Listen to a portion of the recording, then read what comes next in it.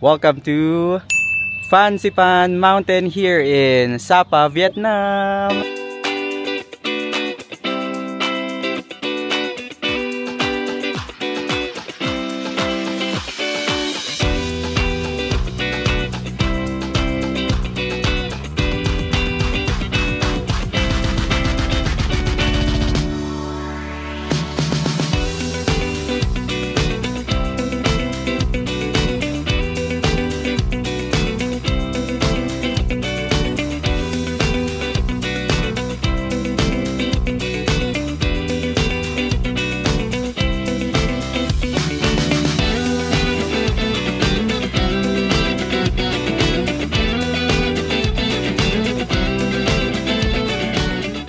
Hello ka-Wonder! So, nandito tayo ngayon sa loob ng Sapa Station kasi nag-book ako ng tour ngayon dahil pupunta tayo sa may Sun World Phan Xiphan Mountain.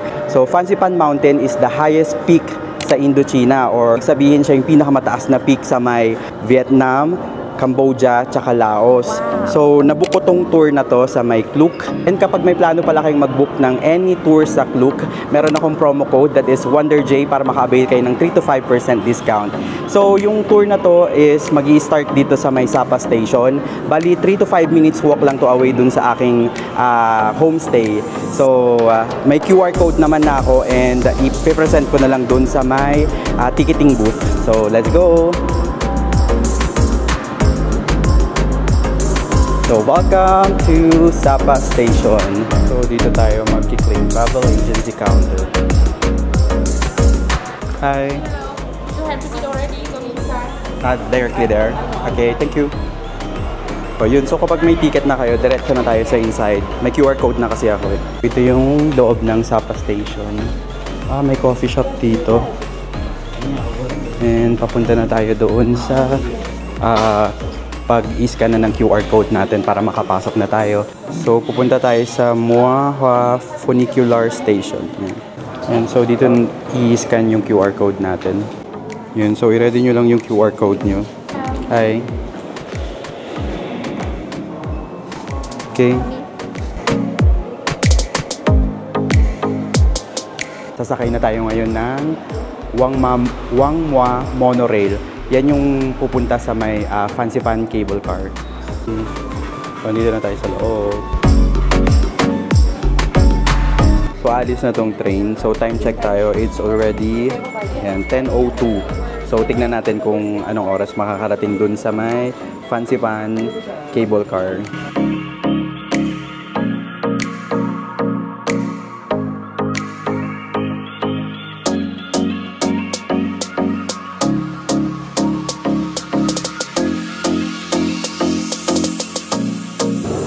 Wow, ang ganda. Yung view natin, para siyang Sagada or Banawi Rice Terraces dyan sa Philippines.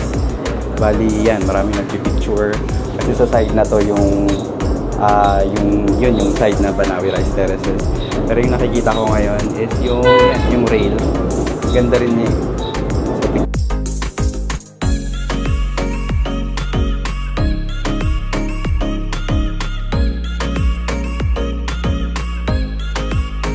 So, nakarating tayo dito ng 10:09. So, siguro mga 5 to 7 minutes lang siya na monorail. So, ang ganda dito sa next namin pupuntahan yan. Ang next natin is the cable car. Hinahanap ko kung saan yung Phan Xiphan cable car. Bali siya yung magdadala sa atin dun sa taas. Wow, ang ganda dito. Medyo, maganda yung weather ngayon kasi umaraw na. Ang napansin ko dito sa Sapa, talagang totoo yung mga yung mga bulaklak nila. Grabe po yung mga plantita diyan. Matutuwa kayo dito kasi ang ganda. Ayun mga to nasa tabi ko. Ayan. Talagang iba't ibang klaseng bulaklak yung nakita ko dito. Sobrang ganda ng garden, no? May kabayo pa.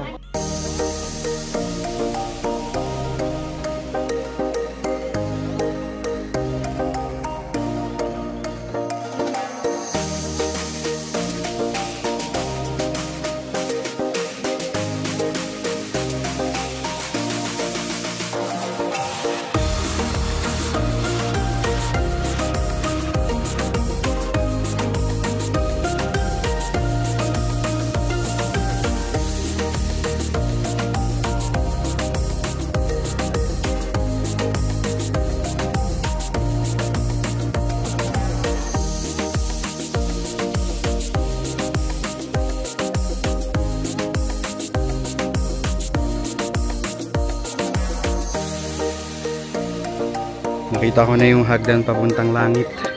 Try natin akyatin. Ito, umakyat na tayo.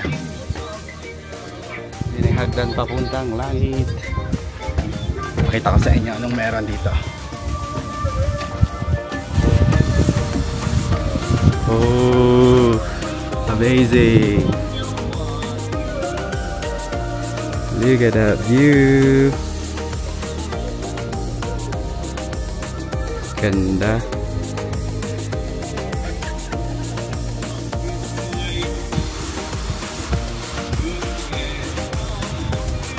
Bali dun tayo kanina, dyan sa monorail na yan. Dito tayo sa top view ng Fansipan. Their ancestors. These include Untong Noi, new rice offering. So pag nagutom kayo after nung monorail, may mga binibenta rin naman silang local dish dito. Yan, nag-order ako ng ito, chestnut daw yan. Yan, iniihaw ni ate. 10 Vietnamese dong lang siya. Kasi may mga hotdog, ito may mga parang buncha, egg. Ito siguro local produce nila yung mga yan. May mga ethnic costumes for rent din sila dito. Yan, ang gaganda. Dito may panlalaki din. Tayo. Tinanggal ko na yung jacket ko kasi medyo masakit na yung ano ng araw. Currently it's already 11:05 in the morning. So nandito tayo. Siguro ito yung parang traditional house nila dito sa may Sapa, Vietnam. Tikman natin yung chestnut. Bali yung naririnig nyo, parang parang may ginawa kasi silang village dito na portrayal ng village nila or local ethnic group nila dito sa Sapa. Với hoạt động giao lưu nhảy sạp, múa xòe, rộn ràng vui tươi sẽ là những trải nghiệm khó quên cho lòng du khách. Yummy. Para siyang munggo. The long sung by the widows evokes memories of grandmothers and mothers experienced the various stages of processing hemp and weaving fabric, witnessing their enthusiastic dedication to production. Lastly, join the lively Thai ethnic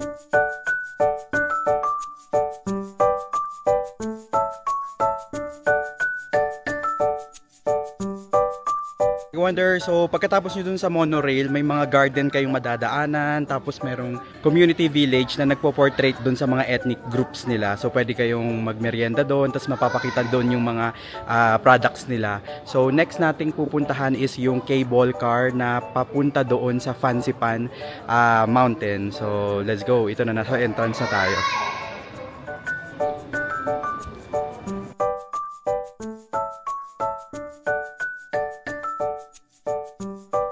So, andito na yung cable car na sasakyan natin.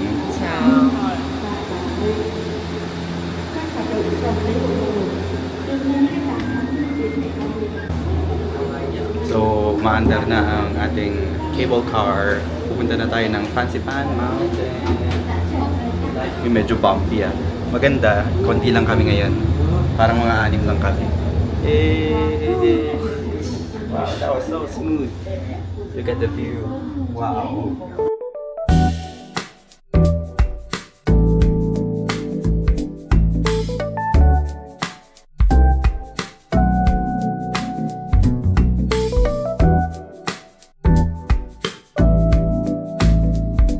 Mga 15 minutes na tayong nakasakay sa cable car. Medyo ano na yung parang siguro sa pressure.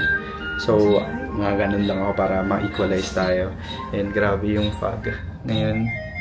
Hopefully, pagdating namin dun sa taas ng Fansipan is mag-clearing para makita natin yung top view.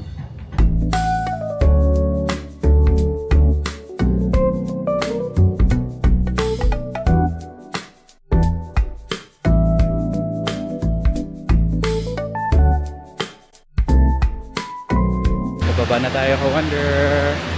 So, mga 20 minutes din na cable car na ride yun. Medyo foggy na everywhere. So, sana meron pa rin tayong clearing na maabutan. So, ito na yung way papuntang Fansipan Summit. Sinuot ko na ulit yung jacket ko kasi grabe ang lamig dito. So, check ko kung ano bang weather ngayon.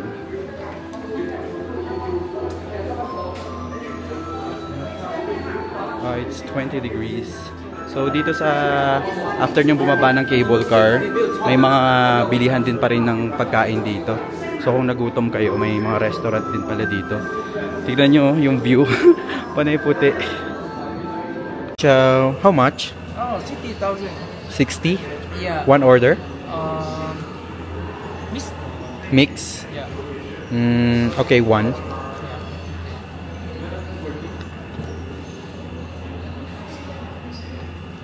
No additional? What? No extra? Sorry. Sorry. I'm not eating. Sorry. It's okay. Kain muna tayo. Yan, bumili ako dito. Maruya. Bali mix balls siya. Shabu-shabu balls. So this is 60 Vietnamese dong. So mga around 120 pesos. So yan, may odeng, fish cake. Mayroon siyang ganito. Cute. So taste natin. Perfect tong mainit na hot pot balls. Kasi ang lamig ngayon dito. I get. Mainit. Parang may laman sa loob.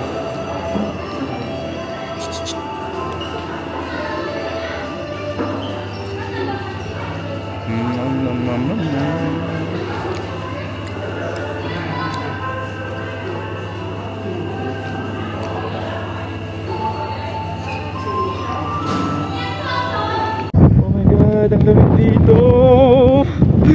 Grabe ang hangin. So, saan na ba tayo pupunta? Medyo foggy ngayon eh. Grabe, naatsa. Lamig talaga. Puti talaga dito lang yung jacket ko. Kanina, init na init ka. Grabe ang lamig. So, hinahanap ko yung Fansipan Peak Rail para one way go up. Yan, kasama yun sa ticket natin para hindi na tayo aakyat ng 600 steps. So, ito, nakikita ko yung hagdanan sa likod eh. Ito siguro yung kapag DIY or yung kapag aakyat ka ng 600 steps. Pakita ko sa inyo. Yan, yung hagdan na yan eh. Medyo foggy lang talaga everywhere. Paakyat yan dun sa pinaka peak ng Fansipan. So tayo, nagbayad tayo ng Fansipan Peak Rail kasama na sa bidok natin. So yun yung hahanapin natin para makasakay na tayo. So dito na tayo sa Du Quoien Funicular Station. Yan, nandyan yung station na yun. Yan na yung Fansipan na rail na magdadala sa inyo sa may Fansipan Summit. So punta na tayo ngayon. Hindi ko lang alam kung nakikita nyo kasi medyo foggy. Yan, dyan tayo akit ngayon. Dyan yung station na Du Quoien Station. So, dito yung peak rail. And dito naman yung way papuntang Fansipan Summit kapag maglalakad kayo. Dyan na yung may 600 steps kayo.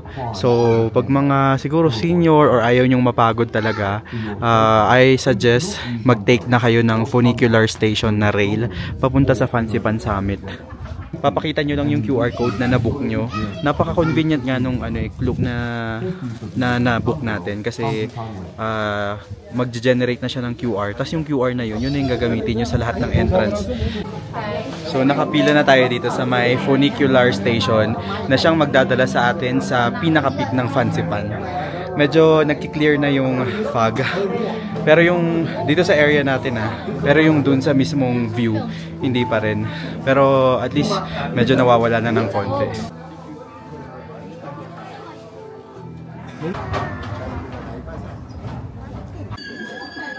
So pasakay na tayo sa last na monorail na sa papuntang Fansipan Summit. Now we're here. So siguro mga 3 minutes lang na ride. Mabilis lang din naman siya.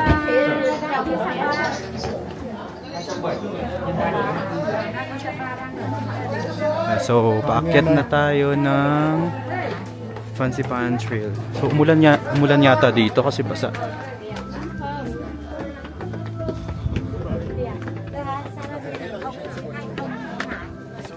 So this way is for the Fansipan Summit.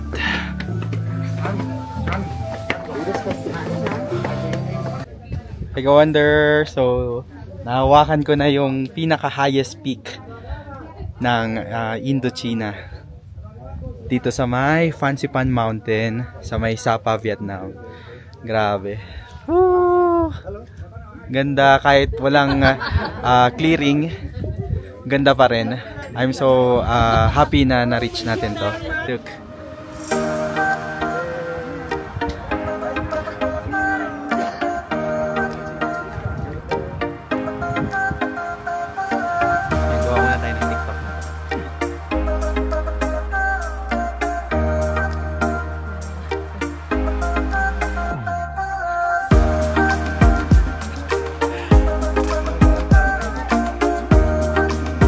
So, yan yung pinaka-famous din na symbol ng Fansipan. And dito, may mga view dito yung parang may Buddha yata tayong nakikita. Kaso, medyo foggy today. So, hindi natin siya makita. Papakita ko na lang yung kayang mapakita ko dito sa camera.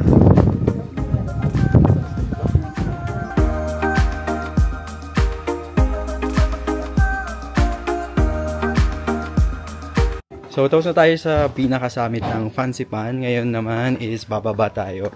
Since yung cloak na nabook natin na tour is one-way ticket lang paakyat, kailangan nating bumaba ng 600 steps papunta doon sa cable car na sasakyan na natin pababa and papunta na doon sa pinaka-Sapa station. So, let's go. Kaya natin to.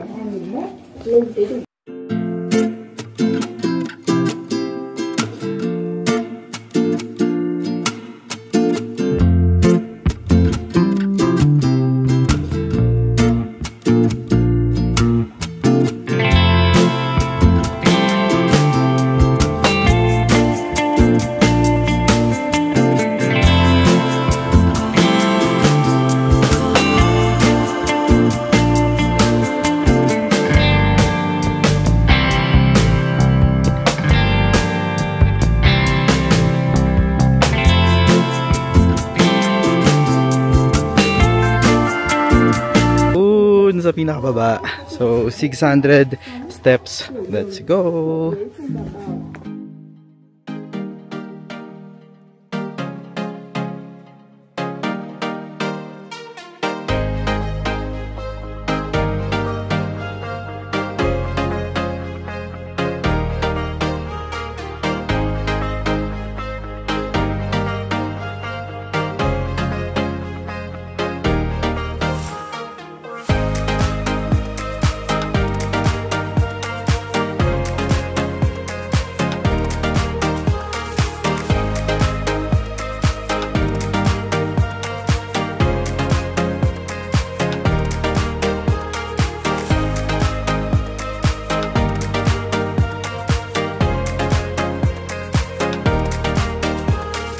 Hi Ka-Wonder! So, natapos na yung tour natin ng Sun World Fansipan Legend.